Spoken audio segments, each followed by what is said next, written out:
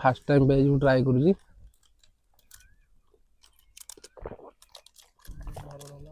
ଗଛର ଜିନିଷ ସ୍ୱାଗତ କରୁଛି ଆମ ସୋନୁ ଅନୁ ଅଫିସିଆଲ ଚ୍ୟାନେଲକୁ। ତ ଆଜି ସକାଳୁ ସକାଳୁ ଯେତେବେଳେ ମୁଁ ଶୋଇକି ଉଠି ଡ୍ୟୁଟି ବାହାରିବାକୁ ଯାଉଥିଲି, ତ ମୋତେ ଆଜି ଅନୁ କହିଲା କି ଯେ ନାଇଁ ଆଜି ଦେଖ ରୁମ୍ରେ ଚାଉଳ ନାହିଁ, ଚାଉଳ ସରିଗଲାଣି। ତ ବୋଉ ବି ମୋତେ ବହୁତ ଥର କହିଲାଣି କି ଚାଉଳ ଆସି ଘରୁ ନେଇଯା, ଚାଉଳ ମିଳିଗଲାଣି। କିନ୍ତୁ ତାପରେ ବି ମୁଁ କହୁଥିଲି ନା ଚାଉଳ ଯେହେତୁ ଅଛି ତ ଯାଇନି ତ ଯିବି ଆଉ। କିନ୍ତୁ ଦେଖିଲା ବେଳକୁ ଆଜି ଯେହେତୁ ସେ କହିଲା କି ନାଇଁ ଚାଉଳ ସରିଯାଇଛି, ତ ମୁଁ ହଠାତ୍ ବାହାରି ପଡ଼ିଲି ଘରକୁ ଯିବା ପାଇଁକି ଯେ ଚାଉଳ ଟିକେ ଆଣିବି। ଆଉ ଓଡ଼ିଶାର ତ ବୋଧେ ବୃହତ୍ତମ ଟ୍ରାଫିକ୍ ମୋତେ ଲାଗେ ଡ୍ରମା ଟ୍ରାଫିକ୍ ବୋଧେ। କାହିଁକିନା ଯେତେବେଳେ ତୁମେ ଆସ ଭିଡ଼, ଯେତେବେଳେ ଆସ ଭିଡ଼, ସକାଳ 6ରେ ଯାଅ ଭିଡ଼, ରାତି 10ରେ ଆସିକି ଦେଖ ଭିଡ଼, ସବୁବେଳେ ଭିଡ଼। ତ ଅନୁକୁ ବି ସାଙ୍ଗରେ ନେଇକି ଯାଉଛି, ତ ଅନୁକୁ ତା ଅଫିସ୍ ପାଖରେ ଛାଡ଼ି ଦେଇକି ମୁଁ ପଳେଇବି ଘରକୁ। ତ ଯାଇକି ଚାଉଳଟା ଧରିକି ପୁଣି ରିଟର୍ନ କରିବା ପାଇଁ ପଡ଼ିବ ମୋତେ 4ଟା 5ଟା ବେଳକୁ। କାହିଁକିନା ଯେହେତୁ ବ୍ୟାଟେରୀ ଗାଡ଼ି, ତ ଘରକୁ ଯାଇ ପୁଣି ଟିକେ ଚାର୍ଜ ବସେଇ ପୁଣି ରିଟର୍ନ କରିବା ପାଇଁ ପଡ଼ିବ ମୋତେ ଭୁବନେଶ୍ୱର। ତ ଦେଖନ୍ତୁ ଏଇଟା ହେଉଛି ଡମା ଟ୍ରାଫିକ୍। ଏଥିପାଇଁ ମୁଁ ବ୍ୟାକ୍ କରିପାରୁନି କି ବ୍ୟାକ୍ କ୍ୟାମେରା କରିପାରୁନି କି, କାହିଁକିନା ଯେହେତୁ ମାନେ ଭିଡ଼ ଅଛି ବହୁତ, ତ ବ୍ୟାକ୍ କ୍ୟାମେରାରେ କରିକି କିଛି କହିହେବନି। କାରଣ ମୁଁ ମାଇକ୍ ବି ୟୁଜ୍ କରୁନି, ନର୍ମାଲି ଫୋନ୍ ମାଇକ୍ରେ ହିଁ ରେକର୍ଡ଼ କରୁଛି। ତ ନଏଜ୍ ବି ବହୁତ ଅଛି, ଯାହାଦ୍ୱାରା କି ଆପଣଙ୍କୁ ମୋ କଥା ଗୁଡ଼ା ବି ଶୁଭାଯିବନି। ତ ସେଥିପାଇଁକି ମୁଁ ମାନେ ମୋବାଇଲ୍ ମାଇକ୍ ୟୁଜ୍ କରୁଛି। କହିବାକୁ ଗଲେ ଡମଣା କତରୁ ପୁରା ପଟିଆ ଟ୍ରାଫିକ୍ ଯାଇ ପୁରା ଲାଗିଛି ଭିଡ଼। ତା ଭିତରେ ମୁଁ ଅନୁକୁ ଛାଡ଼ି ଦେଇକି ଯିବି ଘରକୁ ଯାଇକି ଚାଉଳଟା ଧରିକି ପଳେଇ ଆସିବି। ଆଉ ଗୋଟେ କଥା ବି ଆଜି ଦେଖିବା ଯେ ବର୍ତ୍ତମାନ ମୁଁ ଯେତେବେଳେ ଏଇଠୁ ଭୁବନେଶ୍ୱରରୁ ବାହାରିଲି, ତ ବର୍ତ୍ତମାନ ମୋ ଗାଡ଼ିରେ 100% ଥିଲା। ତ ବର୍ତ୍ତମାନ ମୁଁ ପଳେଇ ଆସିଲିଣି ଆମର ପାଖାପାଖି ନନ୍ଦନକାନନ ପାଖାପାଖି ହେଇଗଲେଣି। ମୋ ଗାଡ଼ିରେ ଆମେ 2 ଜଣ ବସିକି ଆସିଲୁ। ଗାଡ଼ିରେ ତଥାପି ଆହୁରି ଏବେ ଦେଖନ୍ତୁ 94% ଅଛି। ମୁଁ ବେଶୀ ନାହିଁ କି 50-60 ସ୍ପିଡ଼ରେ ମାନେ ଚଲେଇବି ଗାଡ଼ି। ତ ଦେଖିବା ଘରେ ପହଞ୍ଚିଲା ପରେ ମୋର ଗାଡ଼ିରେ କେତେ ପରସେଣ୍ଟ ଚାର୍ଜ ରହୁଛି। ଏଠି ବୋଧେ ମେ ବି ଗୋଟେ ଗାଡ଼ି ବୋଧେ ଆ ଭିତରକୁ ଯିବ କି କ'ଣ, ସେଥିପାଇଁ ସିକ୍ୟୁରିଟି ମାନେ ଏଠି ଅଛନ୍ତି। କାରଣ ଗାଡ଼ିଟା ବ୍ୟାକ୍ ହେଉଛି, ପଛରେ ବି ବହୁତ ଗାଡ଼ି ବି ଜାମ୍ ହେଇଗଲାଣି। ତ ଯେହେତୁ ସିକ୍ୟୁରିଟି 2 ଜଣ ଅଛନ୍ତି, ତ ଆମେ ଏଇଠି ବର୍ତ୍ତମାନ ଠିଆ ହେଇଯିବା। ଯେଉଁ ବଡ଼ ଗାଡ଼ିଟା,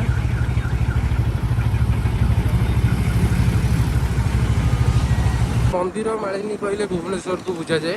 କାହିଁକିନା ଏଠି ମେନ୍ କଥା ଆମ ବାବା ଲିଙ୍ଗରାଜ ଅଛନ୍ତି, ଆଉ କେଦାର ଗୌରୀ ଅଛନ୍ତି, ଏମିତି ବହୁତ ସାରା ମନ୍ଦିର ଅଛି। କିନ୍ତୁ ତାପରେ ବି ଯେଉଁମାନେ ବି ଆମ ଓଡ଼ିଶାକୁ ଆସୁଛନ୍ତି ଭିଜିଟ୍ କରିବା ପାଇଁ, ବା ଖାସ୍ କରିକି ଆମ ପୁରୀ ଆସୁଛନ୍ତି ଭିଜିଟ୍ କରିବା ପାଇଁ, ତ ସେମାନେ ଯାହା ବି ହେଇଯାଉ ନନ୍ଦନକାନନ ଆସିବେ। ତ ନନ୍ଦନକାନନରେ କହିବାକୁ ଗଲେ ପ୍ରାୟ ୱେଷ୍ଟ ବେଙ୍ଗଲର ଲୋକ ବହୁତ ଆସନ୍ତି।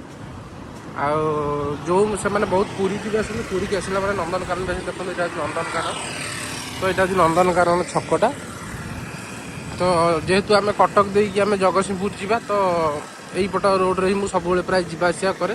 କାରଣ ଯେହେତୁ ଏପଟଟା ସର୍ଟକଟ୍ ମୋତେ ବହୁତ ହୁଏ, ତ ସେ ଜୟଦେବ ବିହାର ଯାଇ ଓଭରବ୍ରିଜ୍ରେ ଚଢ଼ି ସେ ଉପରକୁ ଯିବା ଅପେକ୍ଷା ମୋତେ ସର୍ଟକଟ୍ଟା ଏପଟରେ ଲାଗେ। ତ ଆଗରେ ଟ୍ରାଫିକ୍ ଅଛି, ଦେଖନ୍ତୁ ଏତେ ଜଣ ଧରା ପଡ଼ିଛନ୍ତି ଚେକିଂରେ।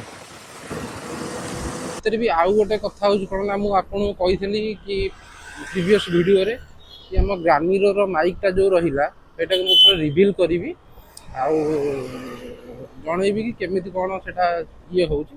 ତ ବର୍ତ୍ତମାନ ଆପଣ ବି ଦେଖୁଥିବେ କି ମୁଁ ବର୍ତ୍ତମାନ କେତେ ନଏଜ୍ ଭିତରେ ଯାଉଛି। ତ ଆକ୍ଟିଭ୍ ନଏଜ୍ କ୍ୟାନସଲେସନ୍ ଲେବୁଲ୍ 3ଟା ଓପନ୍ ହେଇକି ଅଛି। ତ ଆପଣମାନେ ବି ଜାଣିପାରୁଥିବେ କି ନାଇଁ ଆକ୍ଚୁଆଲି ମୋର ଭଏସ୍ଟା କେମିତି ଆସୁଛି, ବ୍ୟାକ୍ଗ୍ରାଉଣ୍ଡର ନଏଜ୍ କେମିତି କ'ଣ ରିଡକ୍ସନ୍ ହେଇକି ଆସୁଛି। ତ ଆପଣମାନେ ବି ଦେଖିପାରୁଥିବେ। ତ ମୋ ଜାଣିବାରେ 1000 ଭିତରେ ମାଇକ୍ଟା ବହୁତ ବଢ଼ିଆ ଫର୍ ବିଗିନର୍।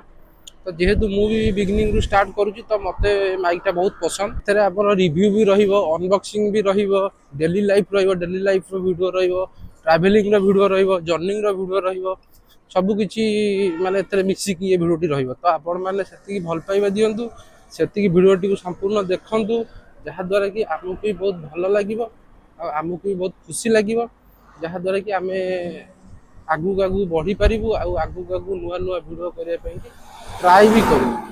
ଦେଖନ୍ତୁ ଆଉ ଗୋଟେ କଥା ବି ମୁଁ ଆପଣଙ୍କୁ କହିଦେବା ପାଇଁ ଚାହୁଁଛି କି ଆପଣମାନେ ଭିଡ଼ିଓ ଦେଖୁଛନ୍ତି ମୋର, ସେଇଟା ହେଉଛି ଆପଣଙ୍କ ବହୁତ ଭଲ ପାଇବା। ମୋତେ ବି ବହୁତ ଖୁସି ଲାଗୁଛି ଆପଣ ଭିଡ଼ିଓ ଦେଖୁଛନ୍ତି ମୋର।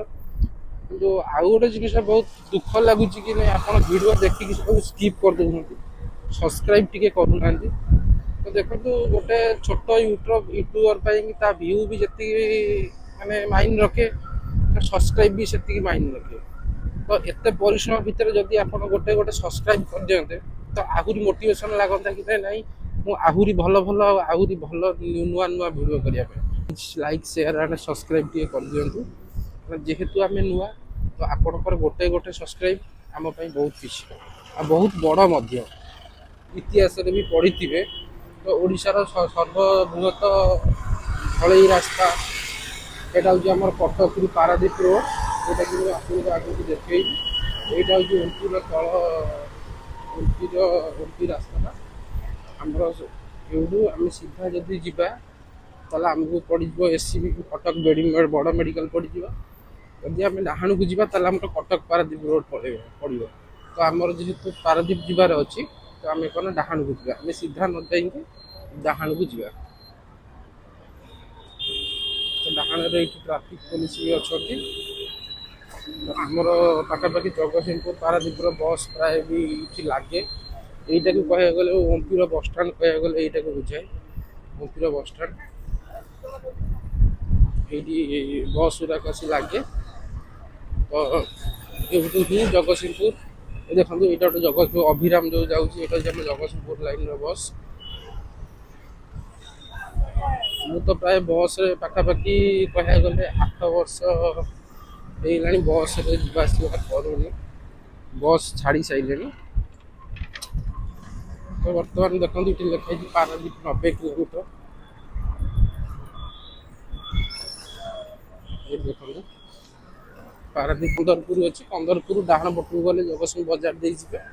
ତ ଯେହେତୁ ସେପଟେ ଟିକେ ନିଛାଟିଆ ଏରିଆରେ ରହିଯାଉଛି, ଲୋକ ବି ଯିବା ଆସିବା କରୁଛନ୍ତି, କିନ୍ତୁ ମୋତେ NHରେ ଯାଇ ଅଭ୍ୟାସ ହେଇଗଲାଣି ତ ମୁଁ NHରେ ଯିବା ପାଇଁ ପସନ୍ଦ କରିବି।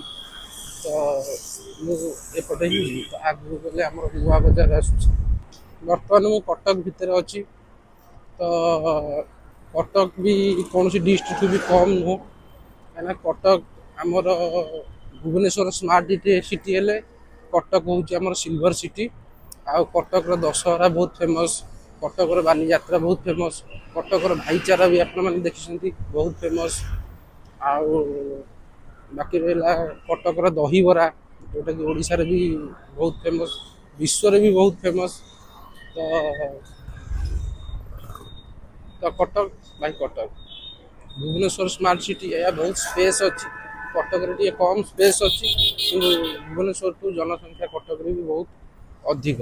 ତ କଟକ ବି କୌଣସିଥିରେ କମ୍ ନୁହେଁ। ଏଇଟା ଦେଖନ୍ତୁ ହେଉଛି ଆମର 15ପୁର ରୋଡ଼। 15ପୁରରୁ ଆମ ଡାହାଣ ହାତୀ ଯଦି ଭାଙ୍ଗିବା ତାହେଲେ ଆମ ଜଗତସିଂହପୁର ଲାଇନ୍ ରହୁଛି। ଏଇଟା 15ପୁରରୁ ଜଗତସିଂହପୁର ରୋଡ଼ଟା, ଆମେ ବର୍ତ୍ତମାନ ଏଇ ରୋଡ଼ରେ ଯିବା। ଏଇଟା ହେଉଛି 15ପୁର ଷ୍ଟେସନ ହେଲା କି। 15ପୁର ଷ୍ଟେସନ ବର୍ତ୍ତମାନ ଗେଟ୍ ପଡ଼ିଛି। ଏବେ ବହୁତ କିଛି ଭଙ୍ଗା ଭଙ୍ଗି ହେଇଯାଇଛି। ଏବେ ଓଭରବ୍ରିଜ୍ ପାଇଁକି କାମ ଚାଲିଛି। ବର୍ତ୍ତମାନ ଏଇ ରୋଡ଼ରେ ମୁଁ ଯା ଘରକୁ ଯାଉଥିଲି, ଏଠି ଦେଖିଲି କି ଖଜୁରୀ ଗଛ ବସିଛି, ଟିକେ ରସ ପିଇଦବା।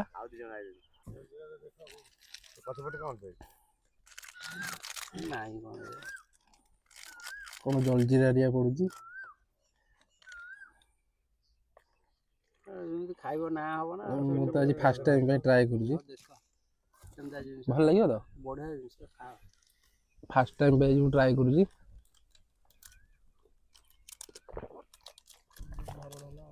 ଗଛର ଜିନିଷ ବଢିଆ ମିଠା ଅଛି, ଆଉ ଟିକେ ଦିଅ।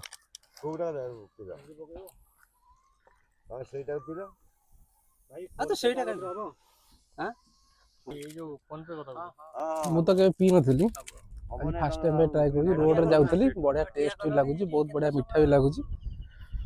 ଯାହା ବି ହେଲେ ଗଛ ରସଟା କେବେ ବି ଆସି ଟ୍ରାଏ କରନ୍ତୁ, ବହୁତ ବଢ଼ିଆ ଲାଗିବ, ଦେଶୀ ଜିନିଷଟା। ମୁଁ ତ ମଦ ଫଦ ପିଏନି, କିନ୍ତୁ ଏଇଟା ବହୁତ ବଢ଼ିଆ ଲାଗୁଛି। ବା ଏଇଟା ପେଟ ପାଇଁ ବଢିଆ ତମେ କହିବ କଣଟା ମଉସା କଣ ଏଇଟା ପେଟ ପାଇଁ ଥଣ୍ଡା ଥଣ୍ଡା ହବ? ଥଣ୍ଡା ତାପରେ ପରିସ୍ରା ଏକଦମ ସଫା ସବୁଆଡୁ ବଢିଆ ଆଗୁ ମାନେ ଏତେ ପିଇଲେ ନିଶା ହବନି? ନିଶା ହବନି? ନିଶା ହବ। ଏଇଟା ଭଲଟା ଦେହ ପାଇଁ ଭଲ। ମଉସା କହୁଛନ୍ତି ଏଇଟା ଦେହ ପାଇଁ ଭଲ ବୋଲିକି। ଏଇଠି ବର୍ତ୍ତମାନ ମୁଁ ପିଆ ସରିଗଲା ତ ମୁଁ ତ ଟ୍ରାଏ କରିଦେଲି ଫାଷ୍ଟ ଟାଇମ୍ ପିଇ ନଥିଲି ତ ଟ୍ରାଏ କରିଦେଲି। ଫାଷ୍ଟ ବି ପିଇବା କଥା ନୁହଁ ତଥାପି 5 ଗ୍ଲାସ୍ ମୁଁ ପିଇଦେଲି। ଠିକ୍ ଅଛି ଚାଲ ଯିବା ଦେଖିବା। ଗାଡ଼ି ସିଟି ଅଛି। ହଉ ମଉସା ଆସୁଛୁ।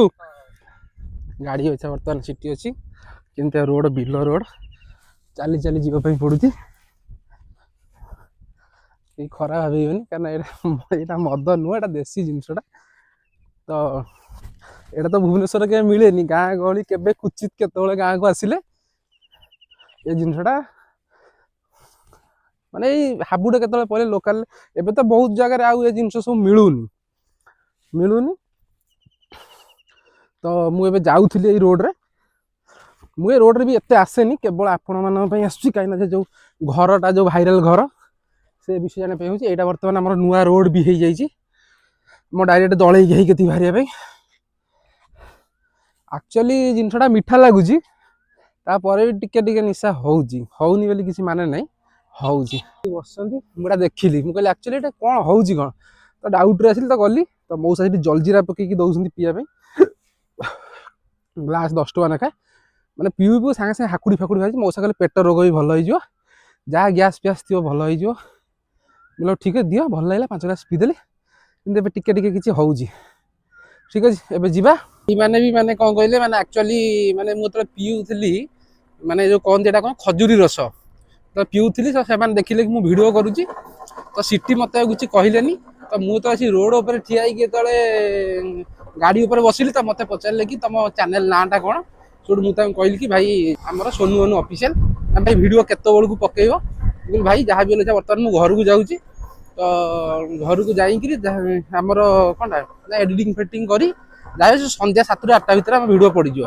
ନା ହଉ ତାହେଲେ ଠିକ୍ ଅଛି ଭାଇ ଆମେ ଦେଖିବୁ ଆଉ। ମୁଁ କହିଲି ହଉ ହଉ ଠିକ୍ ଅଛି କିଛି ଅସୁବିଧା ନାହିଁ। ମୁଁ କହିଲି ହଉ ଠିକ୍ ଅଛି। ବର୍ତ୍ତମାନ ଆମେ ଯାଉଛୁ ଏ ରୋଡରେ ମୁଁ କେବେ ଆସିନି କାହିଁକିନା ଏ ରୋଡଟା ନୂଆ ହେଇଛି। ଏଇଟା ଆମର 15ପୁର ଷ୍ଟେସନ ଡେଇଁବେ ତ ବାଁ ପଟ ସାଇଡରେ ଆସିଲେ ଏଇଟା ଆମର ଡାଇରେକ୍ଟ ଦଳେଇ ହେଇକି ବାଟ ପଡ଼ିଛି। ତ ବର୍ତ୍ତମାନ ମୁଁ ସେଇପଟେ ଯାଉଛି ଖାଲି ହାକୁଡ଼ି ହିଁ ମାରୁଛି ନିଶା ତ କାହିଁ ସେମିତି କିଛି ଜଣା ପଡୁନି ବାସ୍ ଟିକେ ହାଲକା ହାଲକା ଜଣା ପଡୁଛି। ମଉସା ବି କହିଲେ ନିଶା ଫିସା କିଛି ହବନି ଭଲ ଜିନିଷଟା। ମୁଁ କହିଲି ହଉ ତାହେଲେ ଯୋଉଠୁ ଆମର ଆରମ୍ଭ ହେଇଗଲା ଜଗତସିଂହପୁରର ମାର୍କେଟ। ତ ଜଗତସିଂହପୁର ଆମର ଓଡ଼ିଶା ମ୍ୟାପରେ ବରଂ ବହୁତ କ୍ଷୁଦ୍ର ହେଇଥାଉ କିନ୍ତୁ ସବୁଠୁ କ୍ଷୁଦ୍ର ଡିଷ୍ଟ୍ରିକ୍ଟ ହେଇଥାଉ ଜିଲ୍ଲା ହେଇଥାଉ କିନ୍ତୁ ଏତେ ବି କ୍ଷୁଦ୍ର ନୁହଁ। ଆମର ଖାସ୍ କରି ଯେଉଁମାନେ ଜଗତସିଂହପୁର ବିଲଙ୍ଗସ୍ କରୁଛନ୍ତି ସେମାନେ ବି ଜାଣିଥିବେ ଜଗତସିଂହପୁରର ସବୁଠୁ ବଡ଼ କଲେଜ ଯେଉଁଟାକି SBM କଲେଜ। ସେଇଟା ଆମର ବହୁତ ଡିଷ୍ଟ୍ରିକ୍ଟରୁ ପିଲାମାନେ ବି ଆସି ଏଠି ପାଠ ପଢ଼ନ୍ତି କାରଣ ଜଗତସିଂହପୁର ସେ କଲେଜଟାର ବହୁତ ନାଁ ବି ଅଛନ୍ତି। ତ ଯେଉଁଠି ବି ଆମର ଏ ଜିନିଷ ଲୋକମାନେ ଦେଖୁଛନ୍ତି ତ ସେମାନେ ନିଶ୍ଚୟ ଜାଣିଥିବେ ଜଗତସିଂହପୁର ଡିଷ୍ଟ୍ରିକ୍ଟ। ଏଇଟା ହେଉଛି ଆମର ଜଗତସିଂହପୁରର ବସ୍ ଷ୍ଟପ୍ ଯେଉଁଟାକି ବର୍ତ୍ତମାନ ଏବେ ବହୁତ ପୁରୁଣା ବସ୍ ଷ୍ଟପ୍। ତ ବର୍ତ୍ତମାନ ନୂଆ ବସ୍ ଷ୍ଟପ୍ ଆମର ଉଠିଯାଇଛି ଚୌଦ୍ୱାରୀ ପାଖକୁ। ତଥାପି ଯେହେତୁ ପୁରୁଣା ବସଷ୍ଟାଣ୍ଡଟା ଏଇଠି ଅଛି ତ ଲୋକମାନେ ଏବେ ଯାଏ ବି ସେ ପୁରୁଣା ବସଷ୍ଟପ୍ ପାଖକୁ ଆସୁଛନ୍ତି। ଏଇଟା ହେଉଛି ବାବା ବିଶ୍ୱନାଥ ମିଠା ଦୋକାନ। ଆଉ ଆମର ଜଗତସିଂହପୁର ଏଇଟା ଆଇଲଭ୍ ଜଗତସିଂହପୁର ଏଇଟା ବି ଆପଣମାନେ ଦେଖିବେ। ତ ଏଇଟା ହେଉଛି ଆମର ଯେଉଁ ଫଳ ଲସି ଦୋକାନ ଯେଉଁଟା ଆମର ରହୁଛି ଉଗ୍ରତାରା ଲସି ଯେଉଁମାନେ ବି ଉଗ୍ରତାରା ଲସିରେ ଇଏ କରୁଥିବେ ତ ସେମାନେ ହିଁ ଜାଣିଥିବେ କି ଆକ୍ଚୁଆଲି ଉଗ୍ରତାରା ଲସିଟା ଜଗତସିଂହପୁରରେ ବହୁତ ଫେମସ୍। ଏଇଟା ଗୋଟେ ଜଗନ୍ନାଥ ଲସି ହେଇଛି କିନ୍ତୁ ତଥାପି ବି ଉଗ୍ରତାରା ଲସି ସହିତ କମ୍ପେୟାର ନାହିଁ। ତ ଭୁବନେଶ୍ୱରରେ ବହୁତ କୁହନ୍ତି ଲିଙ୍ଗରାଜ ଲସି କିନ୍ତୁ ଥରେ ଆସିକି ଉଗ୍ରତାରା ଲସି ପିଇକି ଦେଖ। ତାପରେ ଏଇଠି ରୋଡ଼ଟା ହେଉଛି ଆମର ମାଛଗାଁ ବୋରିକା ସାଇଡ଼୍ ରୋଡ଼। ଏଇଟା ହେଉଛି ଆମର ପାରାଦ୍ୱୀପ ବାଇପାସ୍ ରୋଡ଼ଟା। ତ ଯେହେତୁ ଆମ ଘର ସଅଁରା ତ ଆମେ ଏଇ ରୋଡ଼ରେ ହିଁ ଯିବା। ଚାଲନ୍ତୁ ଆମ ଘର ପାଖାପାଖି ହେଇଗଲେଣି। ତ ଆଉ ଗୋଟେ କଥା ହେଉଛି ତମେ ଯେତେ ବି ବାହାରେ ରୁହ ଯାହାରେ ଯୋଉଠି ବି ରୁହ କିନ୍ତୁ ଗାଁକୁ ଆସିବାର ଖୁସି ଗୋଟେ ନିଆରା। ଏଇଟା ଆପଣମାନେ ବି ଜାଣିଛନ୍ତି ମୁଁ ବି ଜାଣିଛି ଏଇଟା ସମସ୍ତେ ବି ଜାଣିଛନ୍ତି। ନିଜ ଗାଁ ନିଜ ଜିଲ୍ଲାରେ ଏଣ୍ଟ୍ରି କଲା ପରେ ଗୋଟେ ପାଣି ପବନ ଆଉ ଗୋଟେ ବାସ୍ନା ସେ ଜିନିଷଟା ବହୁତ ଅଲଗା ବହୁତ ନିଆରା।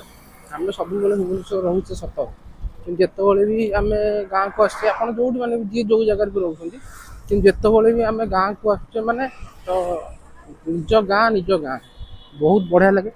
ତ ମୁଁ ଏଇ ବାଟରେ ଫେରିଲା ବେଳେ ବାପାଙ୍କୁ ବି ଆମର ଫୋନ୍ କରିଦେଲି। ତ ବାପା ବି କହିଲେ କି ହଁ ମୁଁ ପାଖରେ ଅଛି।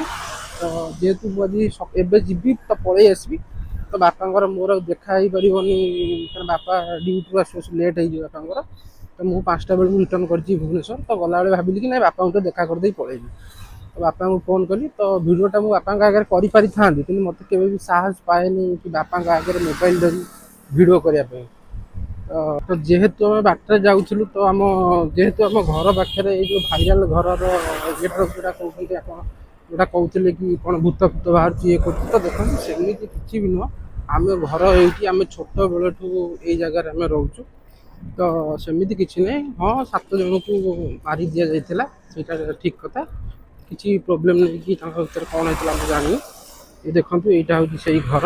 ବର୍ତ୍ତମାନ କଲର୍ ଫଲର୍ ହେଇକି ଦିଆଲ ଭାଙ୍ଗି ଯାଇଛି।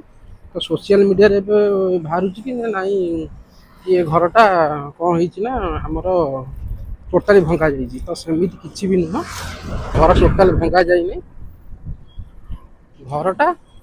ଘରଟା ଉପରେ ଯେଉଁ ତାର ଯେଉଁ ଦେବାଲ ଫେବାଲ ଯେଉଁଗୁରା ହେଇଥିଲା ଯେଉଁଟା କି ଭୂତ କୋଠରୀ ଭଳିଆ ଦେଖାଯାଉଥିଲା ତ ସେଇଟାକୁ ଭାଙ୍ଗିକି ସେଇଟା କଲର୍ କରାଯାଇଛି। କହିବାକୁ ଗଲେ ସେଠି ଜଣେ 10 ବର୍ଷ ହେଲାଣି ଗୋଟେ ସିମେଣ୍ଟ ରଡ଼ ଗୋଡ଼ି ତାଙ୍କ ଭିତରେ ଗୋଦାମରେ ଇଏ କରୁଛି। ତ ସେମିତି ଭୂତ ଯେଉଁ ଜିନିଷ ଆପଣମାନେ ଭାବୁଛନ୍ତି କି ସୋସିଆଲ ମିଡ଼ିଆରେ ହେଉଛି ସେଇଟା ବି କିଛି ବି ନୁହଁ। ଆପଣଙ୍କୁ ଦେଖେଇଥିଲି କି ଆମ ରଘୁନାଥପୁରରେ ଆମେ କେଉଁଠି ନା ଆମ ଭୁବନେଶ୍ୱର ଯେଉଁ ରଘୁନାଥପୁର ତ ସେଇ ଜାଗାରୁ ମାନେ ଡମଣା କତିରୁ ବାହାରି ମୁଁ ରଘୁନାଥପୁର ଥିଲାବେଳେ ଆମ 92% ଚାର୍ଜ ଥିଲା। ବର୍ତ୍ତମାନ ଦେଖନ୍ତୁ ମୁଁ ଆମ ବଜାରରେ ଆସି ପହଞ୍ଚିଗଲିଣି। ତ ମୋତେ ଆପ୍ରୋକ୍ସିମେଟଲି ମୋତେ 1.5 ଘଣ୍ଟା ଭଳିଆ ଟାଇମ୍ ଲାଗିଲା ଯେହେତୁ ମୁଁ 60-70 ସ୍ପିଡ଼ରେ ଆସିଥିଲି। ତ ବାଟରେ ବି ବହୁତ ଜାଗା ଭିଡ଼ିଓ କରିବା ଚକ୍କରରେ ବହୁତ ଜାଗାରେ ଅଟକିବାକୁ ବି ପଡ଼ିଲା। ତ ଦେଖନ୍ତୁ ମୁଁ ଆମ ବଜାରରେ ଆସି ପହଞ୍ଚିଗଲିଣି। ତ ବର୍ତ୍ତମାନ ଏବେ ବି ଆହୁରି 51% ଚାର୍ଜ ଅଛି ଗାଡ଼ି ଦିହରେ। ତ ସେଥିପାଇଁ କୁହାଯାଏ ଯେ ଓଲା ହଁ ଦେଇପାରୁ ସର୍ଭିସ୍ ଖରାପ କିନ୍ତୁ ତା ଭଳିଆ ପରଫର୍ମାନ୍ସ ତା ଭଳିଆ ବ୍ୟାଟେରୀ ବ୍ୟାକଅପ୍ କୌଣସି ଗାଡ଼ି ବି ଦେବନି। ତ ଯେତେ ବି ଗାଡ଼ି ଆସୁ ସର୍ଭିସ୍ ଖରାପ ଥାଇପାରେ ପରଫର୍ମାନ୍ସ ନୋ କମ୍ପ୍ରୋମାଇଜ୍। ଏଇଟା ହେଉଛି ମୋ ସାଙ୍ଗର ଦୋକାନ ପ୍ରଧାନ ଭେରାଇଟି ଷ୍ଟୋର। ଦେଖନ୍ତୁ ମୋ ସାଙ୍ଗର ଭାଇ ବସିଛି। ନାଁଟା ହେଉଛି ପ୍ରଧାନ ଭେରାଇଟି ଷ୍ଟୋର। ମୋ ସାଙ୍ଗର ଦୋକାନ ଏଇଟା। ମୁଁ ଯେତେବେଳେ ଘରକୁ ଆସେ ତ ଏଇ ଦୋକାନରୁ କିଛି ନା କିଛି ନେଇକି ମୋ ସାଙ୍ଗର ବାପା ମାନେ ମୋ ମଉସା ବସିଛନ୍ତି ଏଇଠି। ମଉସା ବସିକି ଗୋଟେ କ'ଣ କରୁଛନ୍ତି। ମୋ ସାଙ୍ଗ ଆଇ ଦେଖିଲ ମୋ ସାଙ୍ଗ ଆଜ୍ଞା ଯାଆନ୍ତୁ ଆପଣ। ହଁ ଆଜ୍ଞା ଜୟ ଆଜ୍ଞା ନମସ୍କାର ଜୟ ଜଗନ୍ନାଥ।